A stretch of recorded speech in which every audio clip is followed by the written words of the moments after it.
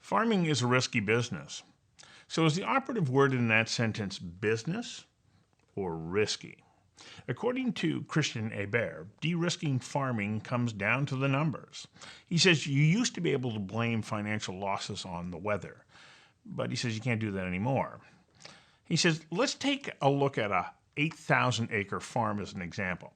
To him, that's one seeder, 2 combines, 1 sprayer, and 3 full-time workers plus the owner.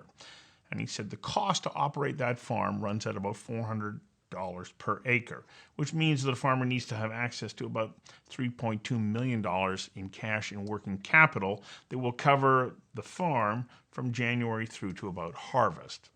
He says then you need to add in another $350 an acre in capital investment. So that's another 2.4 to about $2.7 million, which adds up the total to about $5 to $6 million.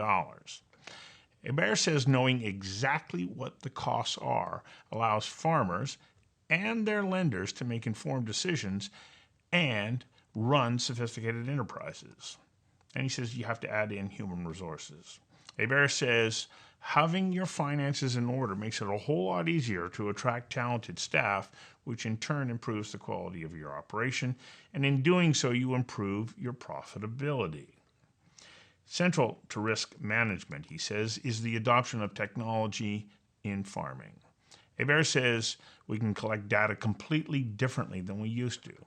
Accurate weather, equipment, and people information provide farmers with the insights they need to produce budget projections and allow for unpredictable weather. Hebert says, I think through the use of proper risk management programs, you can get your variance to be a lot smaller on the downside and capture the upside potential by having great people, great data, and great tech. And lastly, and probably the most important, having proper reinvestment in the engine of your business. I invited Kristjan Hebert to join me for a Conversation That Matters, Food for Thought episode about the business of farming in Canada. Kristjan Hebert, thanks for joining me for this episode of Conversations That Matter, Food for Thought. One of the things that we look at when it comes to farming is this tremendous surge in innovation. But from your perspective, and I know that you embrace all of that, but you also are pushing forward this agenda that says we got to look at farming as a business and really understand what the numbers are and what they mean, why it matters to the farmer, and ultimately why it matters to the consumer. Why from your perspective, is it so important that we're able to do an accurate business analysis of every component of farming? Yeah, so first of all, thanks for having me on and appreciate the chance. And you're exactly right. I mean, I think fundamentally farm businesses have to be strong when it comes to people and financials. And if you can't have a strong financial business that has a good people component, then sustainability isn't even possible because you can't allocate resources on the proper items to be sustainable. So I do believe that the original building block is to ensure you know your numbers, your cost of production per acre, you know what you're spending on inputs versus machinery and people versus land in order to calculate your net profit and net margin. And then that allows you to do the reinvestment in all the pieces that both farmers and companies and consumers want. So to somebody who isn't in farming and in another sort of business, you go, well, yeah, of course. Like, doesn't every business need to know that? But historically, that hasn't been the case in farming. How come? Well, I think there's a couple points. So point one is the way taxes are filed in agriculture is on a cash basis, not on an accrual basis. So that causes a few calculations to be different, and farms tend to focus on their bank account more than the actual cost. Secondly, I mean, as farmers, we grew up growing crops. It's what we're passionate about is growing crops and producing food for the world, not necessarily the business side of farming. And for generations, it's worked really well to just work harder, not work smarter. In today's world, with the data and the technological revolution, as well as the consumer's ability to have access to that information, and they want access to it, it's really caused us to have to revamp our businesses to be very business focused. No different than I think every small business out there. It's part of the growing pain or hitting the ceiling, and that ceiling was, financial sustainability becoming a real important leg of the stool. Just in the past, as I said, due to the way the taxes are filed and due to the passions of people in agriculture, it hasn't always been a top priority until the banker or until the accountant made it a priority. And that is a fundamental relationship, isn't it? The relationship now between the farmer and their lender, because the cost of equipment, the scale of farms, the value of the seed and fertilizer, and so on, you're really having to work in a pretty intimate relationship with your financing institutions. Yeah, for sure. So, I mean, we need to have great relationships with all of our advisors, the lender being one of the most important ones. And I think, I always kind of joke that the more you know your numbers, the more you feel your banker works for you. They end up being your vice president of finance versus if you don't know your numbers, you work for them, right? If you understand how your finances work and how the banking world works, you should be able to go into your banker and already understand that the loan's going to be approved and approximately one interest rate. You shouldn't have to go into them to say, hey, I want to spend $500,000 on a couple pieces of new equipment. Do you think I'm allowed to? So I think that's another thing in agriculture too that we need to work towards is much more of a partnership mentality with the companies we work with. One being the lending institution, versus I think we're a little bit guilty of always feeling like we're the customer of all those companies, and they need to treat us better.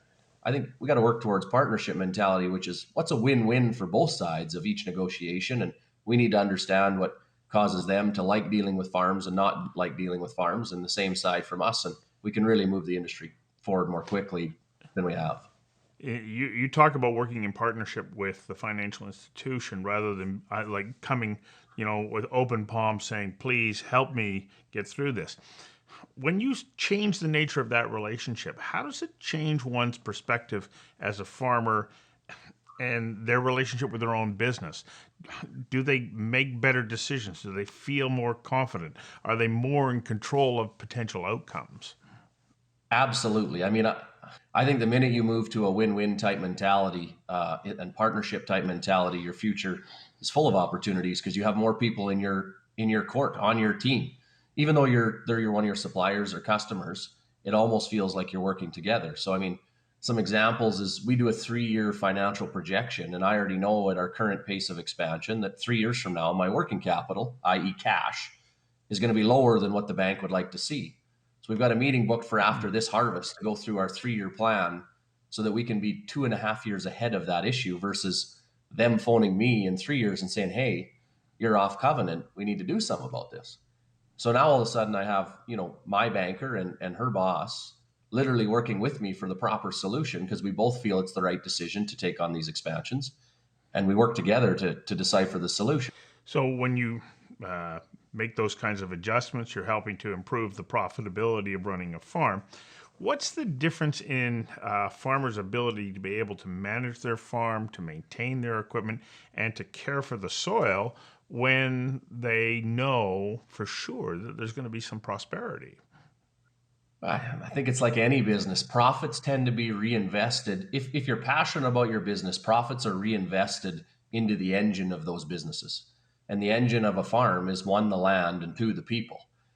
So, I mean, that's where profits get reinvested, especially farms aren't held on a stock market. There's no 90-day vision. I mean, I want my kids to be able to take it over. So I have a very long-term vision. So my profits are going to get reinvested back into my land, my people, and my equipment fleet. Land, I mean, land really works exactly the same way your personal finance budget does. What comes in needs to be bigger than what goes out from a financial perspective, but you need to replenish the things that depreciate. So if you figure out a bushel of wheat, there's an exact calculation on what the nutrients are that bushel of wheat removes from the land.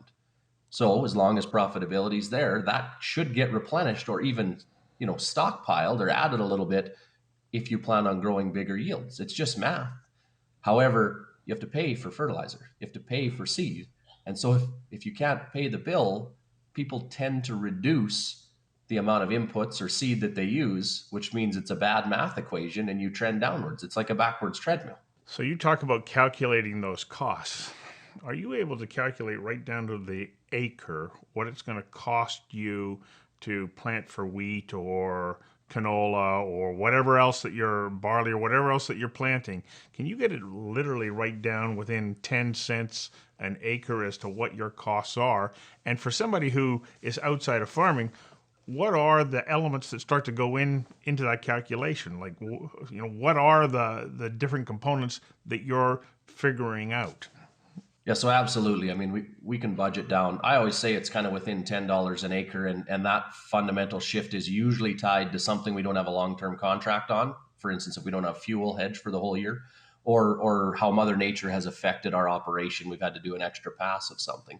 For sure, we can get within $10, and in most years we'd be sub $1 an acre.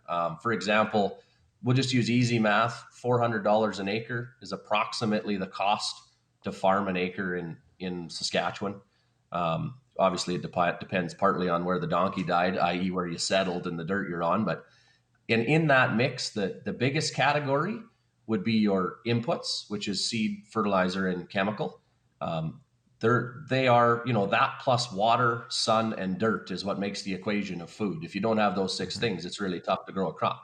Right. The second biggest pool, I'd call it, we call it labor, power, and machinery. So you could think of that as the cost of getting the job done. That's our equipment cost, our cost of people, our cost of fuel, our cost of repairs, our cost of electricity, everything you require to put that crop in and take that crop off. And then the last pool of costs is what we call land, building, and finance. And I mean, it can vary wildly from farm to farm. It's really a function of old and rich or young and poor, to tell you the truth, and then also management ability. But that's where we put the cost of land. So land rent or interest on land, property taxes, building expenses and repairs on buildings. That's the cost of being there. You have to have that just to be able to play the game. Where that labor, power, and machinery cost is more a function of how well do you play the game as a manager. When you're talking $400 an acre, you can only amortize that out to $400 an acre when you have hundreds, if not more than 1,000 acres, as I understand it, because the individual costs on their own would be too expensive. Exactly. So I mean, if you took a slightly used John Deere combine, kind of the S790, it's the biggest one they have out right now. That combine's worth close to $500,000. The depreciation alone on that combine will be somewhere around $60,000 a year. So if you're only going to combine 1,000 acres with that, your depreciation is really, really expensive, right? $60 an acre just for the combine. Where if you're going to combine 4,000 acres with that, you've now got that combine cost of ownership down to $15. And so you're very correct. There's a lot of work to be done around the right fit of your equipment and your people to your acre base or the production that comes off those acres. 4,000 acres, is that not an unusual size in Saskatchewan, Manitoba, maybe even parts of Alberta? Yeah, I think in today's world, you'd call an average size farm in the prairie provinces between four and 5,000 acres. I think if you looked at the Canadian data, they probably say Saskatchewan average acres is 1,600 or so. But that, the way CRA deems a farmer, it's 10,000 gross dollars. So there's a lot of 30, 40 acre kind of hobby farms as part of it. But, 4 or 5,000 acres is a father and a son, probably 2, 3 generations old and doing a great job and has, a living for two families. I'd call that a pretty normal farm in Western Canada. Okay, but at $400 an acre times 4,000 acres, that's a lot of money every year. So the cash flow is extraordinary. Yeah, and I mean the $400 an acre is really what I just deem your operating costs. That's your cost of doing business on an annual basis. That doesn't include, the amount of money you would have invested in your real estate business, i.e., owning land, and then the investment of dollars in your equipment. I mean, there's the operating cost of equipment, but there's the actual investment. So, yeah, you're 100% right. The operating costs alone are about 400, and then the investment per acre in equipment is probably close to $350, depending on farms, and then depending on how much of your land you own, it's a separate business, but it's an extremely capital intensive business. I.e., why I said your relationship with your lender is pretty critical. earlier on, you just sort of casually threw out the figure of like a $500,000 tractor. Well, that's a pretty significant piece of equipment, and that's not the only piece of equipment. So the cost of equipment is extraordinary. I'll just do an example. So we're currently in a negotiation right now on an 8,000 acre expansion. And 8,000 acres is actually my favorite number for a farm size. It's one air seeder, two combines, one sprayer, about three full-time people plus the owner. It just works good from a metric standpoint. So with that 8,000 acres, I know to operate it is going to be around $400 an acre. So I need to have access to $3.2 million in cash just for the working capital to pay the bills prior to being able to sell the crop. So that kind of gets me from January till, the end of September when the crop's in the bin and I can actually sell something. I know that I need to allocate about $350 an acre into the capital investment. Some of it's going to be debt, some of it's going to equity, right? So, right there, you got 2.4 to 2.7 million dollars in order to get the capital lined up for it. So all of a sudden, an 8,000 acre expansion, you're talking $5 to $6 million that you need to plan for. And the funny thing is I'm pretty comfortable with numbers. So that part actually worries me less than I need to find 3 really good people to ensure that when I take on more acres, I farm my newest acre every bit as good as my first acre, right? Because there's no use. Lots of times you're trying to get a little bit larger to make all the costs work. But really, I find that getting larger allows you to have people do what they love more of the time. And then if people do what they love more of the time, they do a better job. So the key part of sometimes getting larger is in order to play the chess game of having great people doing what they love a lot of the time makes you more profitable, which makes you more sustainable. Easiest way to get the best productivity out of your team is allow them to do what they love and what they're good at the majority of the time. And if the smaller your acres, the more roundabout job description I say they have. Do what I tell you to do when I tell you to do it is kind of the joke. And so the people side that I think actually fundamentally drives the ability to use your cash to its best knowledge. And I think since we're talking about advancements in tech and data, that's really what's made us more comfortable on those types of expansions. We can collect data completely different than we used to when it comes to weather, when it comes to our equipment, when it comes to our people, that really allow us to dial in those budgets and our budgets to actuals and our assumptions, where before, honestly, Mother Nature was a good excuse because we didn't have sensors, et cetera, on the land, the weather, and the equipment the way we do now, and it really was extremely variable. Where in today's world, although the numbers are significantly bigger, I think you can get your variance to be a lot smaller by proper utilizing risk management programs on the downside risk and capturing the upside potential by having great people and great data and great tech. And lastly, probably the most important, having proper reinvestment in the engine of your business, which, as I mentioned, is mainly the land. Okay, but you talk about people, the right people who are doing work that they are passionate about. For the last 50 or 60 years, in great numbers, there's been this move away from farming. There's been a move away from farming for the last 300 or 400 years since what was considered to be modern agricultural practices going back to the 1700s. So that raises the question, how do you find those people? You want me to talk about my farm or the industry? Well, both, because I know that you also have, in essence, created an agency to help locate people and put them in touch with the right job. And so I think as an industry, we've done a poor job of explaining the benefits of working on a farm. So the one thing I think we've done a poor job is that you can work on a farm as a career. There literally is, we have levels of operator, 1, 2, 3, then you move into our management zone. It's more like a welding or an electrician or a plumber program than the majority of the world assumes. I think the majority of the world assumes that you're a farm hired man or hired woman, and that's your job for the rest of your life. And so we haven't portrayed that very well as an industry.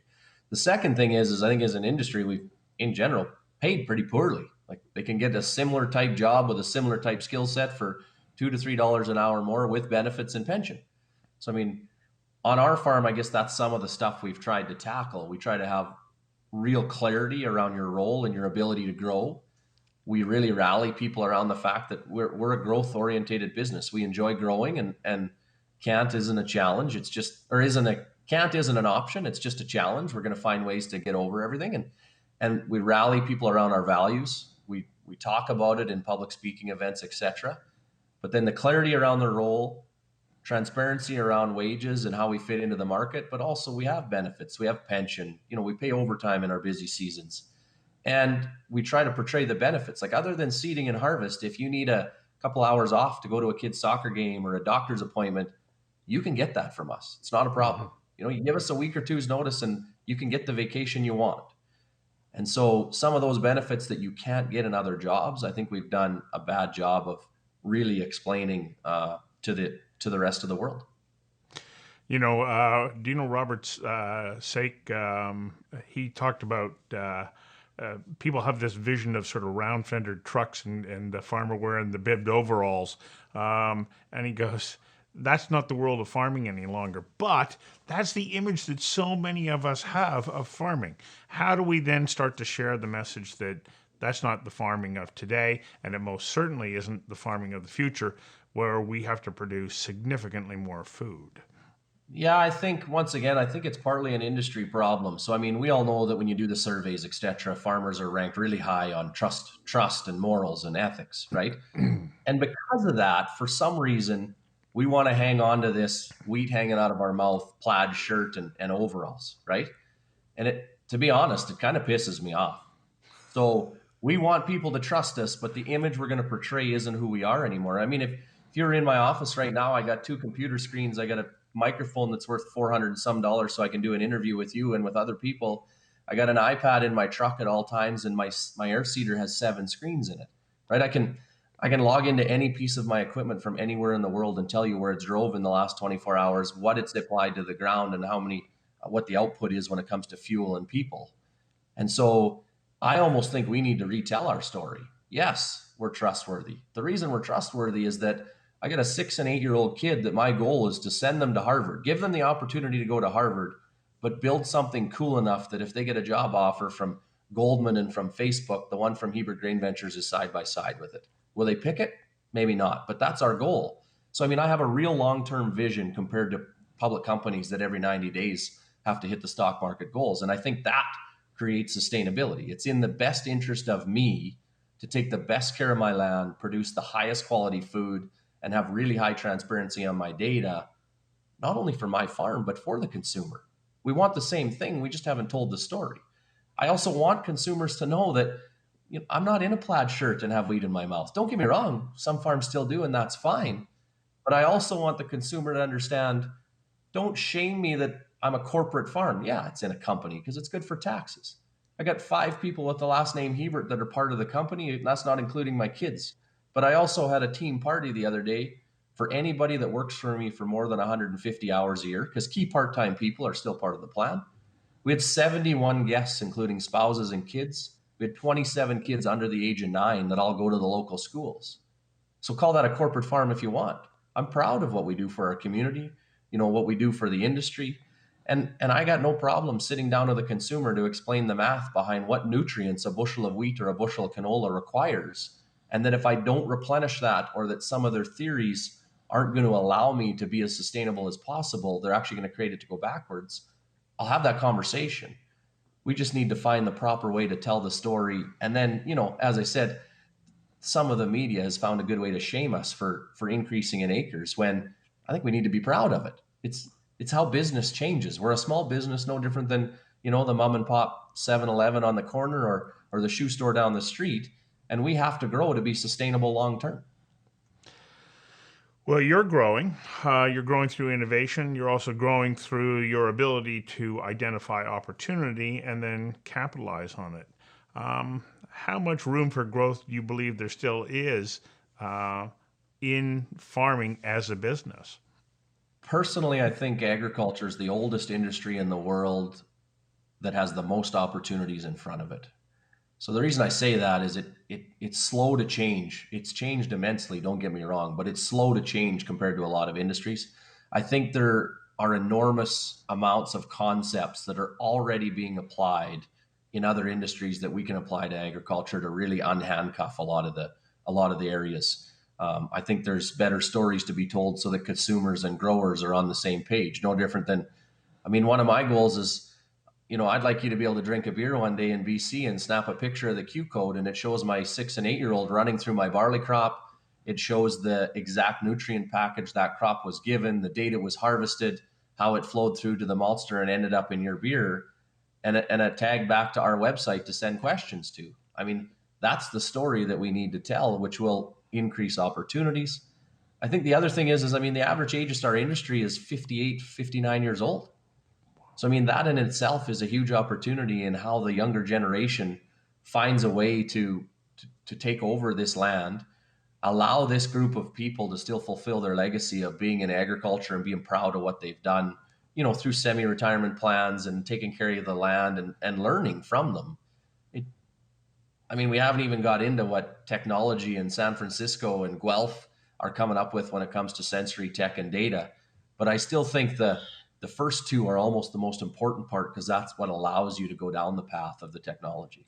Wow, I know.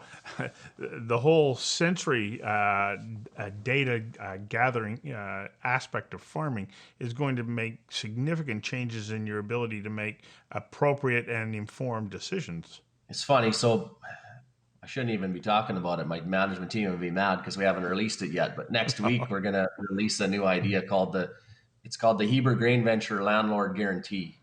So I started thinking about if I was a retiring farmer, what would I want, right? And I'd want to know my land is going to be taken care of because I might leave it to my kids to either rent out or farm, or it's one of my major investments for my retirement.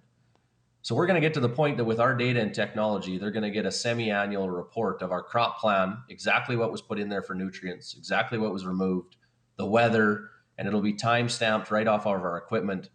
Then we're going to do an opening soil test. So a soil test is how you tell the health. And every year we're going to give them a report card showing that we've either maintained their land or made it better. And at the end of the 4-year contract, if we haven't, if it's went backwards, I'm going to back pay them 10% of what I agreed to for the rental. In other words, I want to be exactly on the same page as you for land health because that's what we both want out of this. Am I going to pay top dollar in the area? No. I think that's unreasonable competition that isn't sustainable. However, I want to be really fair. I want your land to be an improved asset. I want the math on the nutrients to be correct because that's best for me, it's best for the landlord, and it's best for the consumer. And let's be transparent. I'll show you the data. Show your friends, show the consumer, show whoever you feel it would be good information to, but we'll guarantee it. We'll put our money where our mouth is. We're not just going to tell you that we're going to do a good job of sustainability. We're going to show you. That is innovative thinking. It's being able to look at the current landscape and say, if we just readjust the pieces a little bit, we can wind up with a much better outcome for everyone. It's an extraordinary business, isn't it? I always joke that those that are super passionate about business are actually addicted to the game, right? They're not addicted to acres. They're not addicted to money. They're addicted to the game. And I mean, I grew up playing hockey, and I mean, my best memories, sure, it's about some championships we won or some games we lost. But the real fun part was understanding the game better and being part of those teams that really found a way to mold and come together to make something special, right? And, Yeah. To me, that's the best part. And agriculture's got a unique thing for that because we have teams. We're tied to the land, which really they don't make any more land. It's one of the best assets on earth to try and improve, and our world requires it. And three, there's just so much opportunity coming down the pipeline that it's hard not to be addicted to the game. So it's hard not to be wrapped up in your enthusiasm for farming. So, kind of on a closing note, uh, to the consumer, when we find farmers who are passionate as you are, what's the benefit to them? They might be going, well, that's really nice, Kristjan, that your business is running well. What about my food? How does this help me have a better diet? Yeah, so I mean, a couple things I'd urge. The first one would be there are bad eggs in every industry. So don't get me wrong, no different than every industry you deal with as a consumer. There is 1 or 2% that's not doing a good job. But don't paint the brush over the whole industry for that. And we as a farmer need to do the exact same thing back.